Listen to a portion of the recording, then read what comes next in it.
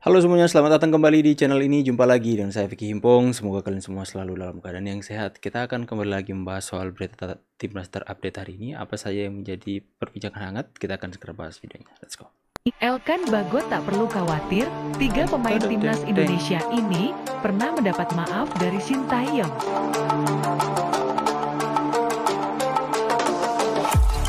Karena Elkan Bagot ini bolos ya dari panggilan coach untuk memperkuat di Olimpiade ya. Kedalaman skuad itu sangat penting karena selalu aja ada pasti nggak bisa main karena inilah karena itu macam-macam.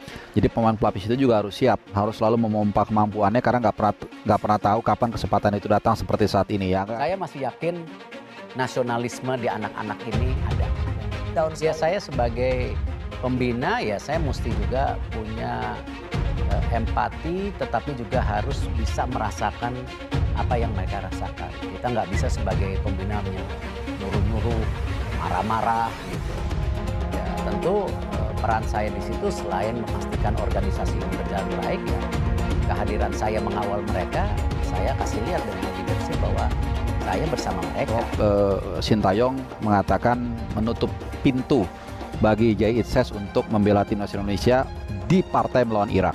Nah ini udah gue update beberapa kali ya, walaupun banyak yang agak protes karena merasa ini repetitif ya, karena memang gue melihat jarak antara dia selesai main nanti membela Venezia menghadapi Cremonese di final playoff menuju Serie A, promosi ke Serie A ini memang sangat pendek banget.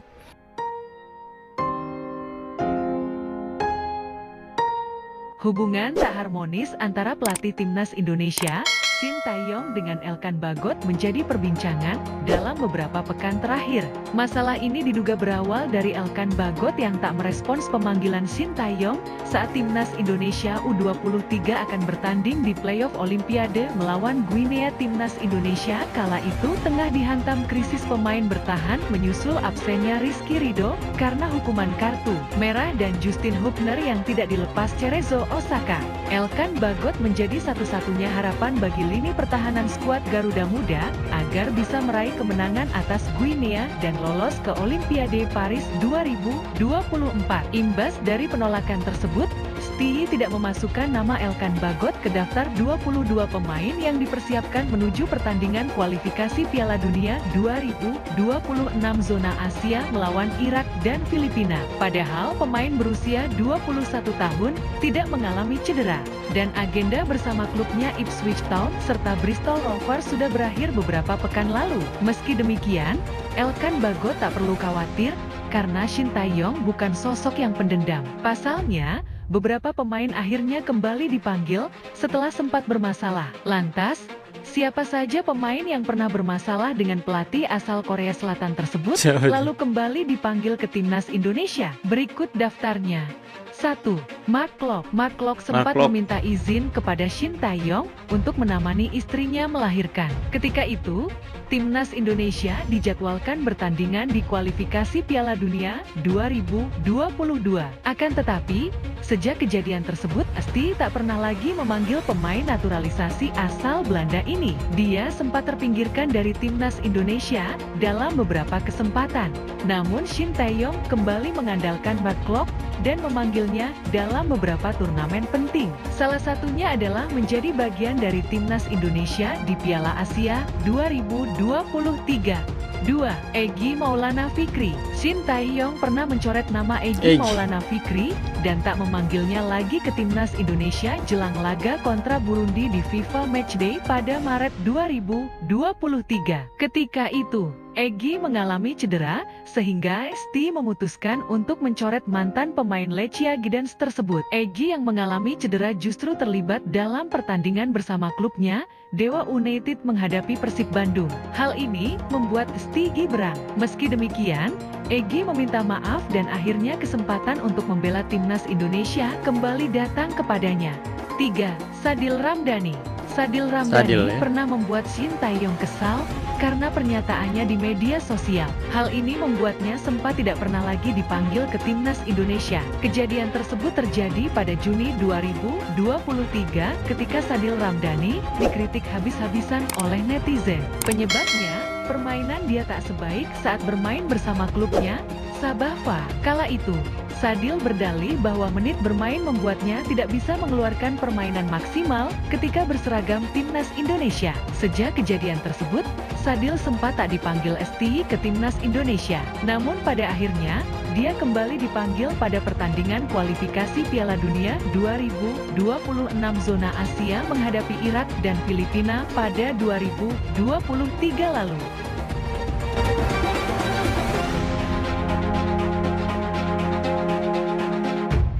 Aku jadi nggak sabar mau menyaksikan pertandingan kualifikasi Piala Dunia ini, teman-teman.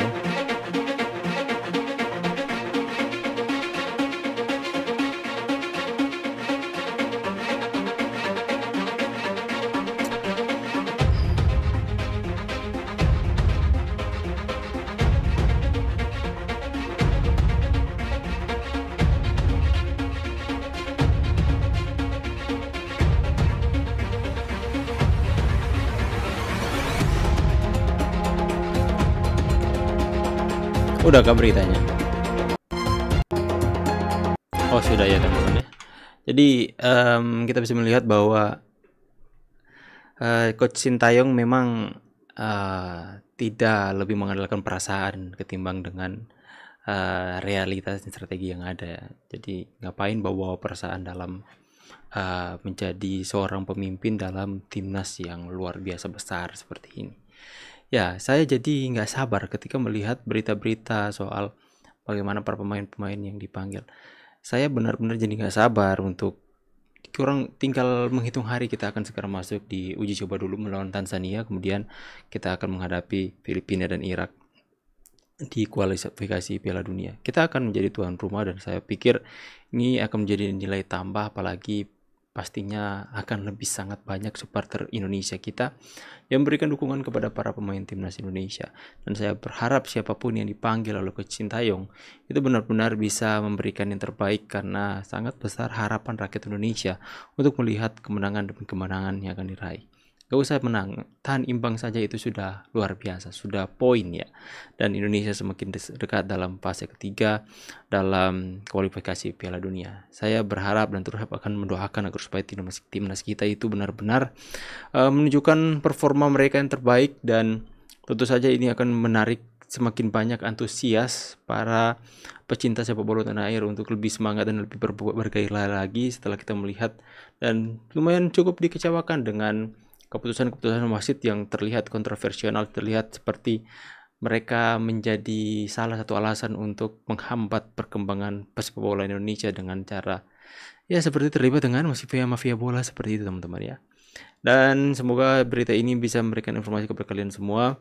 Jadi seharusnya mereka saling maafkanlah ya, ketika mereka harus kemistrinya harus dapat ya, antara pelatih dan pemain harus saling ada rekonsiliasi dan kemudian saling memaafkan, kemudian bangun chemistry, karena itu akan sangat penting ketika berada di dalam pertandingan. Oke teman-teman semua, saya pamit dulu, see you on next video and God bless.